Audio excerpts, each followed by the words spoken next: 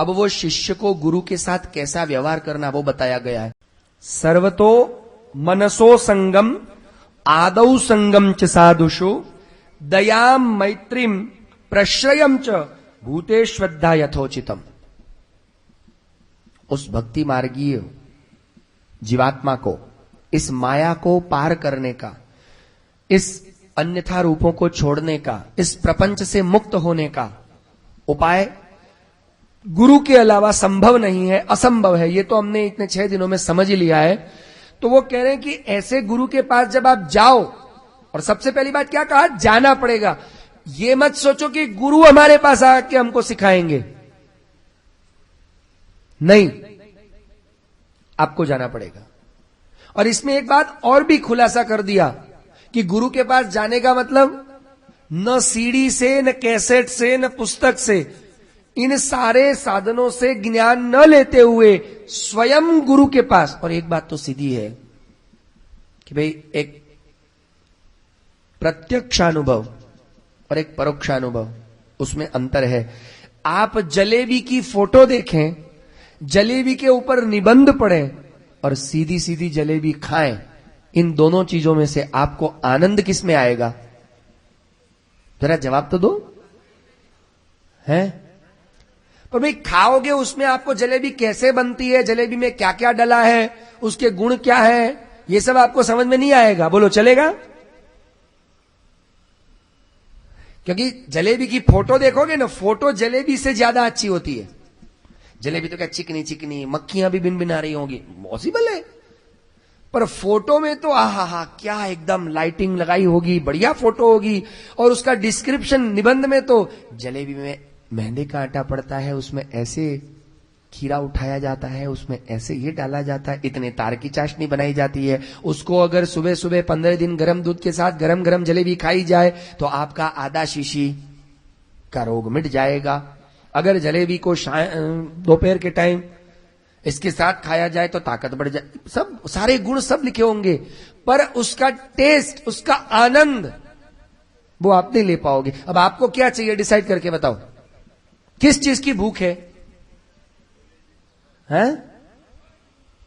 रसानुभूति करनी है ना, क्योंकि वो फोटो से नहीं होगी, ना ही निबंध से होगी। वो तो प्रत्यक्ष जलेबी को हमको देखना पड़ेगा, जलेबी लेनी पड़ेगी, जलेबी के पास जाना पड़ेगा, जलेबी चल के आएगी नहीं। ऐसे ही प्रभु की रसानुभूति करने के लिए गुरु के पास रहा जाए, उपसत्ति की जाए। और जब आप गुरु के पास रहें तो क्या करें? तो वो कहते हैं सर्वतो मनसो असंगः, सभी प्रकार से असंग मन को लेकर के जाएं। हम मन में बहुत सारे संग लेकर के जाते हैं, और इसीलिए गुरु के पास आप 100 युगों तक रह लें, कुछ हासिल नहीं कर पाएंगे। देखिए, उसकी भी एक दृष्टांत में वार्ता हमारे 84 वैष्णव में ही आती। गोविंदास भल्ला, कौन? गोविंदास, बराबर है ना? झूठ तो नहीं बोल रहा ना, गलत नाम तो नहीं बोला। उनको श्री महाप्रभु जी ने कहा कि भाई श्रीनाथ जी ने तेरी फरियाद, तेरी शिकायत की है मेरे पास कि तू उनको बड़ा दुख देता है, ठाकुर जी को इतनी बड़ी बड़ी सेवा करता है। क्योंकि घाघर की सेवा करते, सेना में थे ना, ताकत बड़ी थी, तो 2-2 4-4 और गागर, गगरी नहीं, गगरी इतनी होती नहीं, गागर इतनी बड़ी होती, कम से कम 10 से 15 बाल्टी पानी में उसको गागर बोलते, इतनी बड़ी होती, हमारे घरों में मंदिरों में होती है। ऐसी 2-2 गागर ऐसे उठा के नीचे से जल भर के आना, और गिरिराज जी के ऊपर, क्योंकि श्रीनाथ जी गिरिराज जी के ऊपर जतिपुरा में पहाड़ के ऊपर विराज, इतने ऊपर जाना उतरना, ऐसे दिन में 4 बार गागर भरना। एक गागर आदमी के उठाने की ताकत नहीं होती है, ऐसी 2-2 गागर 4 बार ऊपर चढ़ना और नीचे उतरना। और अभी तो गिरिराज जी बहुत नीचे आ गए, क्योंकि गिरिराज जी को अगस्त्य ऋषि के द्वारा ऐसा विधान प्राप्त है कि आप एक चावल भर तिल तिल नित्य दिन प्रतिदिन भूतल में धसते जाएंगे। क्योंकि ऐसा प्रमाण मिलता है श्री गुसाई जी के समय का कि श्री गुसाई जी जब गिरिराज जी को तिलक करने पधारते थे तो हाथी पर बैठ के तिलक करना पड़ता था। अब आप सोचो कि हाथी पर बैठ के तिलक करना मतलब कितने ऊंचे होंगे। और आज हम लोग गिरिराज जी के मुखारविंद में तिलक करते हैं, कैसे करते हैं? खड़े खड़े। उस समय में हाथी पे बैठ के तिलक किया जाता, इतना ऊंचा गिरिराज जी का स्वरूप था। अब सोचो जब गिरिराज जी का मुखारविंद इतना ऊंचा होगा तो मंदिर कितना ऊंचा होगा।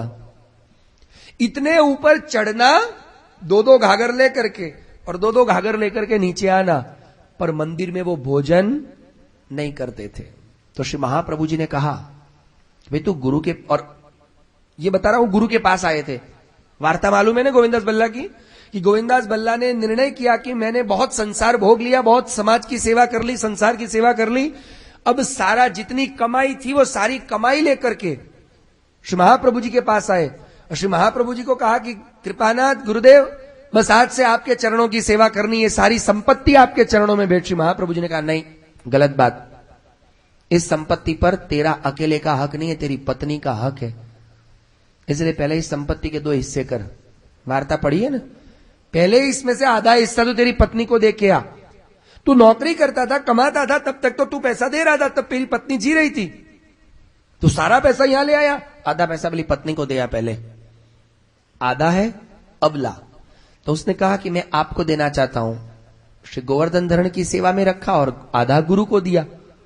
बोले अब मेरे पास तो पैसा है ही नहीं, तो वहीं ब्रजरज में सो जाते, कुटिया बांध के रहते, ब्रजरज में सो जाते, जो मिल जाता भिक्षा मांग के खाते। संपत्ति की कमी नहीं थी पर सब सौंप दिया तो क्या करे, भिक्षा मांग के खाते।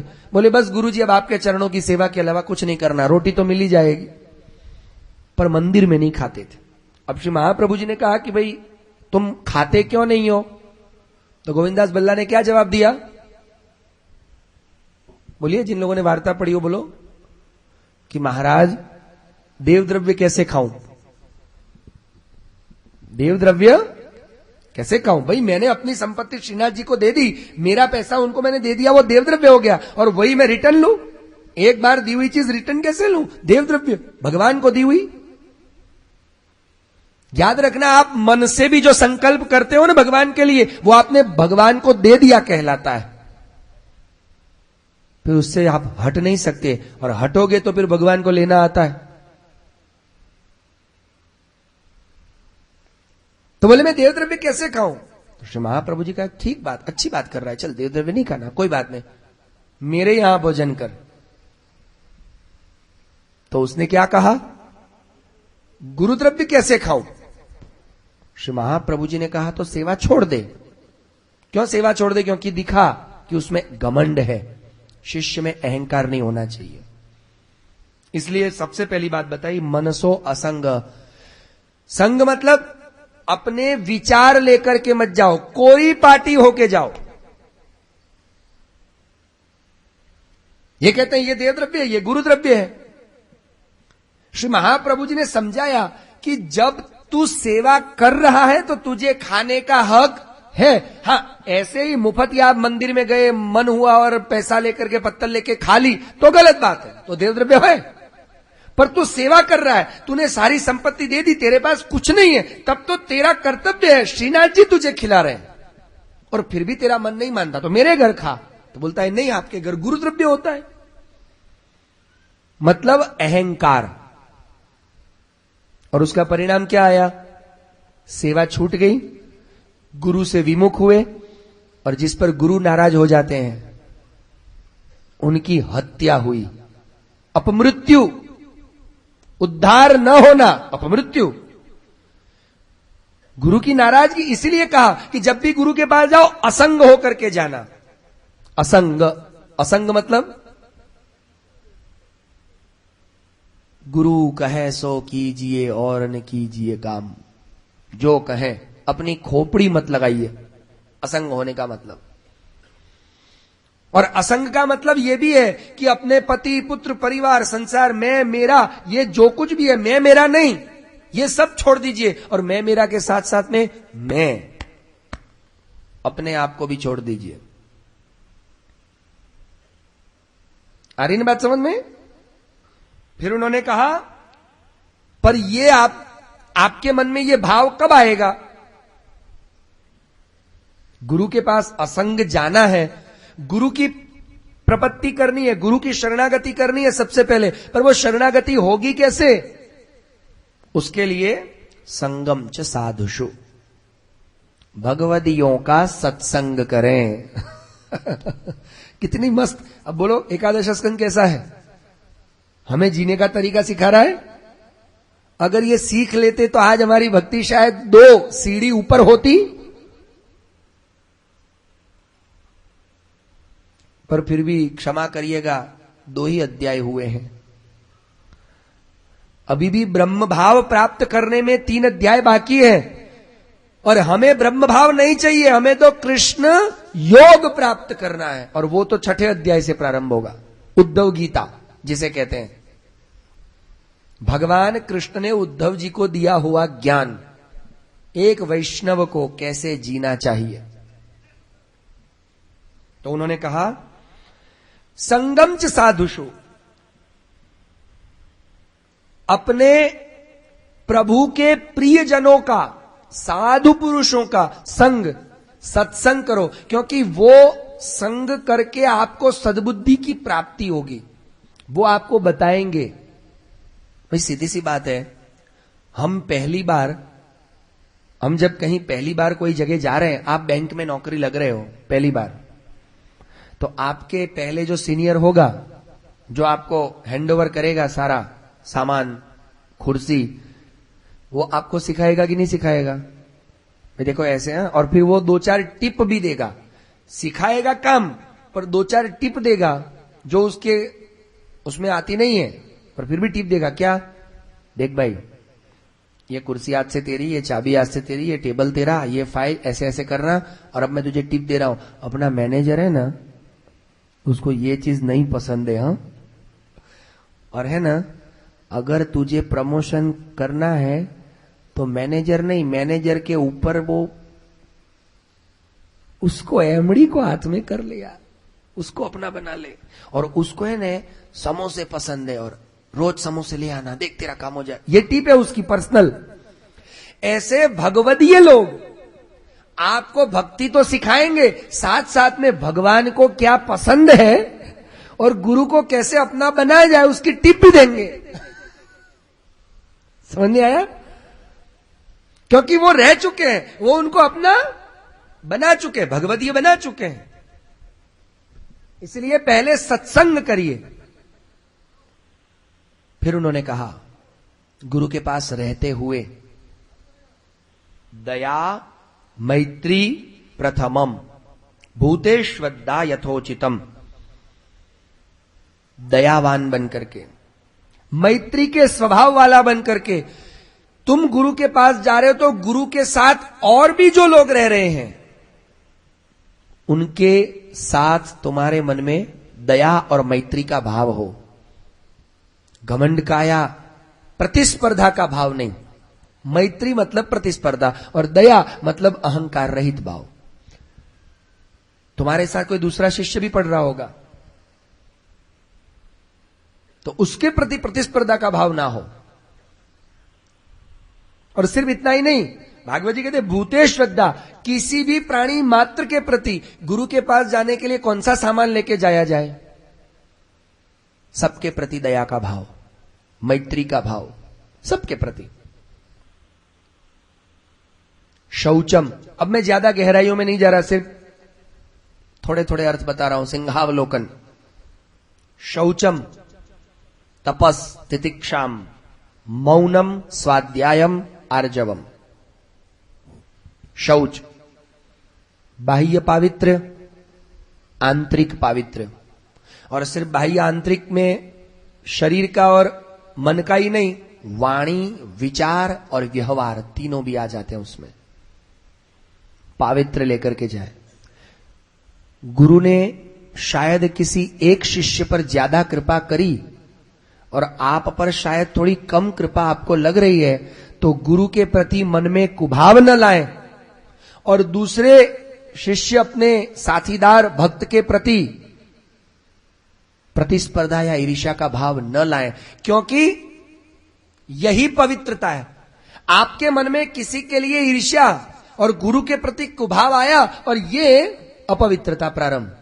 बाहर से भले ही गंगा जल से नहाए हो, अंदर की अपवित्रता शुरू हो गई और अंदर अपवित्रता आते ही भगवान अंदर, और हमको तो भगवान को अंदर पधराना है। फिर कहा तप। तप क्या है? तप किसे कहेंगे? पुष्टि भक्ति मार्ग में और भागवत जी के 11 स्कंद के हिसाब से तप किसे कहेंगे? क्योंकि चौथा विद्या का पर्व कौन सा है? वैराग्य सांख्य योगौच तपो भक्तिश्च केशव। उसमें चौथा नंबर का तप है जो हमारे अंतःकरण के अध्यासों को दूर करता है। देखना बाकी था, वो बता देता हूं। पहला अध्याय वैराग्य का था, दूसरा अध्याय जो अभी तक चल रहा है ये सांख्य ज्ञान है ना, भक्ति मार्गीय ज्ञान क्या, तो अब तक जो चल रहा है। अब भक्ति मार्गीय योग तीसरे नंबर पे, तीसरा अध्याय। तो योग कहते हैं माया के स्वरूप का ज्ञान और उसको तैरने का उपाय। इसलिए भागवत जी के 11 स्कंद का तीसरा अध्याय बहुत बड़ा है और उसमें पूरा माया का स्वरूप, माया का कार्य, माया के बहुत सारे मतलब लफड़े और उसको पार करने का सरल उपाय ये बताया गया है। तो माया को जानना और जानने के बाद उसे पार करने के उपाय करना, और वो क्या है तो आपको बता देता हूं। उसमें एक ही चीज बताई है कि माया को पार करने के लिए ही पहले तो सदगुरु के चरणों का आश्रय बताया और फिर उन्होंने बताया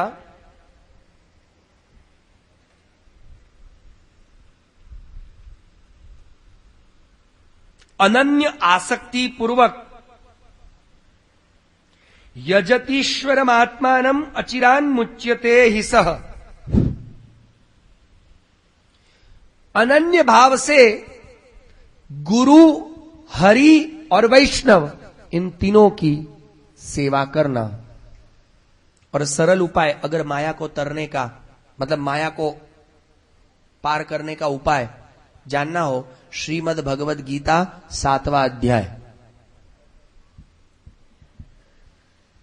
भगवान गीता जी में आज्ञा करते हैं दैवी येषा गुणमयी मम माया दुरत्यया। हे अर्जुन, ये मेरी माया कैसी है? दैवी, दैवी माया है।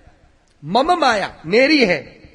गुणमया, सत्व रज तम तीनों गुणों से भरपूर है और इसको तैरना दुरत्यय, असंभव सा ही है आम इंसानों के लिए। पर जो योग करता है वो योग के द्वारा इसे पार करता है। अब योग का मतलब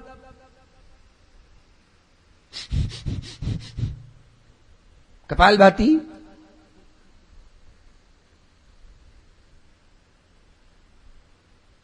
तो क्या चक्रासन वाला योग? नहीं।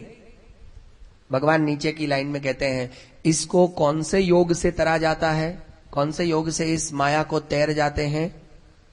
मामेव ये प्रपद्यन्ते मायाम एताम तरन्ति ते।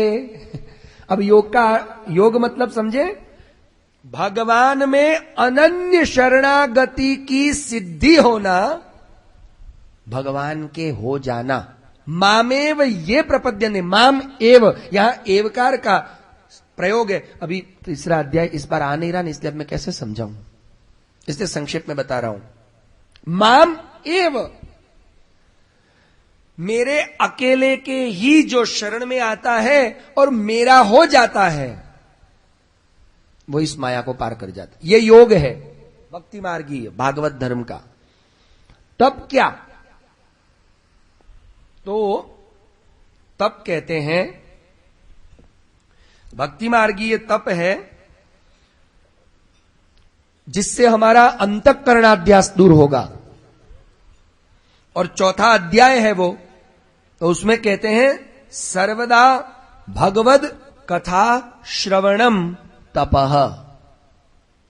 क्या करना? सर्वदा।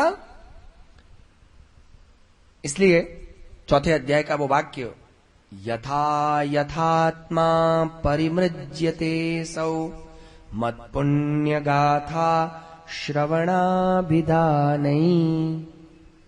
हे उद्धव, मेरी पुण्य श्रवण, मेरी पुण्य गाथाओं से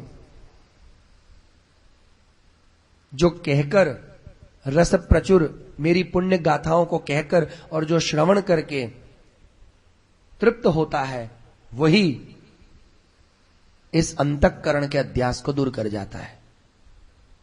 यथा यथात्मा परिमृज्यते सौ, उससे उसका अंदर का अंतःकरण परिमार्जित होता है, शुद्ध होता है। और यही सच्चा तप भक्ति मार्गियों के लिए। तप क्या? आजकल हम तप कहां कर पाते हैं? बहुत कम लोग होते हैं। ऊपर बैठने वाले नहीं कर पाते। हमारे पंडित जी के देखो ऊपर बैठे हैं पर तप नहीं कर पाएंगे, आधे आधे घंटे में खड़े होंगे। बंदर के लिए तप क्या? किसी बंदर को बोलो, बंदर बोले कि हे नारद जी, मैं बंदर हूं पर आपको देख के मुझे ऐसा लगता है कि मैं कुछ करूं, अच्छा काम, तप करना चाहता हूं, क्या करूं? नारद जी बोले कि काम कर, आधे घंटे एक जगह बैठ जा। बंदर बैठ सकता है?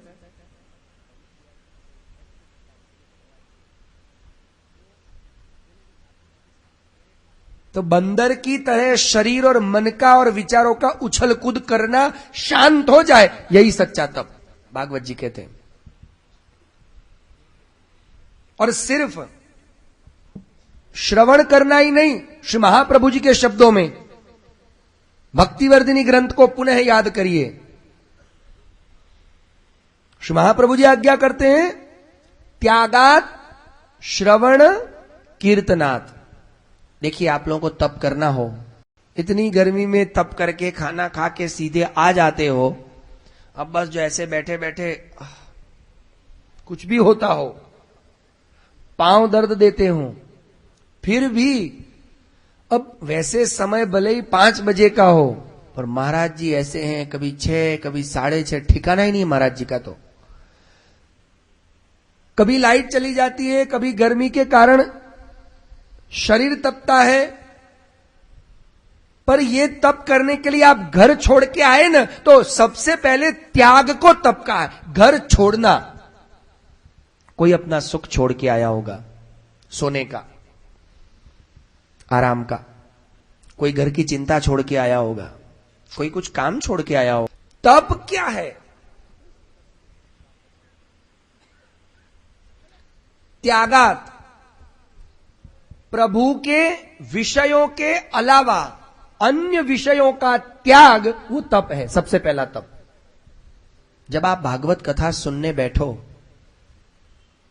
भगवान के विषय के अलावा सारे विषयों का त्याग कर दो आप,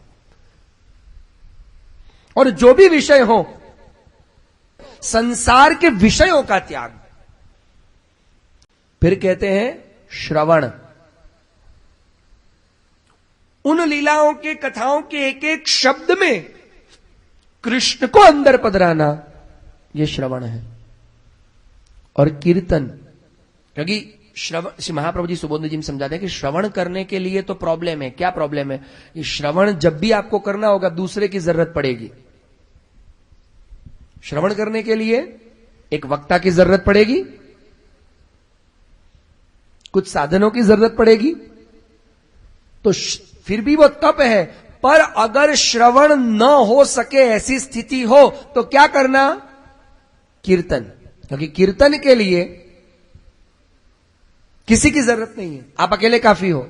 न झांझ की जरूरत है, न पखावज की जरूरत है, न तबले की जरूरत है, न हारमोनियम की जरूरत है, न ढोलक की जरूरत है, न ही राग सुर ताल की जरूरत है, और न ही किसी दूसरे इंसान की जरूरत है। आप, और कीर्तन का मतलब प्रभु के गुणों को गाना, रूपा पोरिया की तरह,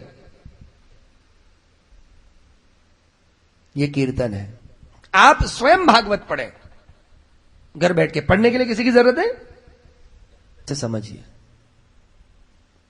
तो ये तप है। और ऐसे तप से क्या होगा, तो श्री आचार्य चरण सुबोध जी आज्ञा कर देंगे, प्रायश्चित्तानि चिरणानि नियमानि यमानि नियमानि च न निष्पुनन्ति। जब तक भगवान की लीला कथाओं का एकाग्र चित्त से, ये मेरी तपस्या है, जैसे तपस्या से सिद्धि की प्राप्ति होती है ना, ऐसे मुझे सिद्धि चाहिए, उसके लिए मुझे एकाग्र होना पड़ेगा। ऐसी एकाग्रता वाली बुद्धि से जब आप तपस्या के भाव से जब श्रवण करने बैठोगे तो क्या होगा, आपके सारे पाप, अपराध, दोष, किसी भी जन्म के सब पवित्र हो जाओगे। इसके अलावा कोई पवित्र हो नहीं सकता। जैसे अर्जुन और विदुर जी ने व्रत धारण किया, देखो श्रवण कैसे करना वो सिखाते हैं। विदुर जी ने जैसे श्रवण किया और अर्जुन ने जैसे श्रवण किया। विदुर जी ने कैसे श्रवण किया है, सब घर छोड़ दिया। तृतीय स्कंद की कथा आप देखिए, अब मुझे ज्यादा भागवत को समझाने की भी जरूरत है।